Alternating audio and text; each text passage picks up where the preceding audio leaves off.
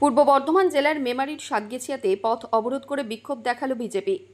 বুধবার এই বিক্ষোভ কর্মসূচি রাখে বিজেপি। পূর্ব বর্ধমান জেলার মেমারির আহিরা গ্রামে দুর্গা মন্দির সংলগ্ন পাঁচিল ভেঙে দেওয়ার ঘটনায় উত্তেজনা ছড়ায়। সূত্র মারফত জানা যায় মানুষজন ওই পাঁচিলটি ভেঙে দিয়েছে, এমনটাই অভিযোগ করে বিজেপি এবং বিজেপি এই অভিযোগের ভিত্তিতেই তারা প্রতিবাদ জানায়। প্রায় আধ ঘন্টা ধরে পথ অবরোধ করে তারা বুধবার। বেশ কিছুক্ষণ যানজটের সৃষ্টি হলে ঘটনাস্থলে পৌঁছায় মেমারি থানার সাতগেছিয়া ফাঁড়ির পুলিশ। পুলিশের তৎপরতায় যানজট কেটে যায় এবং পরিস্থিতি স্বাভাবিক হয়। এই কর্মসূচিতে উপস্থিত ছিলেন ৫ নম্বর মণ্ডলের সভাপতি পলাশ মণ্ডল, প্রাক্তন মণ্ডল সভাপতি তাপস পাল, অধীর শিকদার, মদন গলুই, সন্তোষ ঘোষ, মমতা বাগ সহ দলীয় নেতৃত্ব এবং কর্মীবৃন্দ।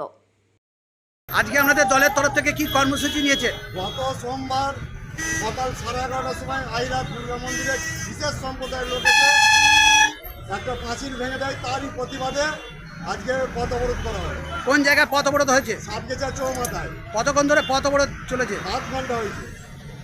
আমাদের মূলত দাবিটা কি আছে? যে ওই বিশেষ সম্প্রদায়ের লোক যারা পাঁচিল ভেঙেছে তাদেরকে গ্রেপ্তার করতে হবে। আপনার নাম এবং পরিচয়? আমার নাম পলাশ মণ্ডল, মেমারি মন্তেশ্বর বিধানসভা 5 নম্বর মণ্ডল সভাপতি।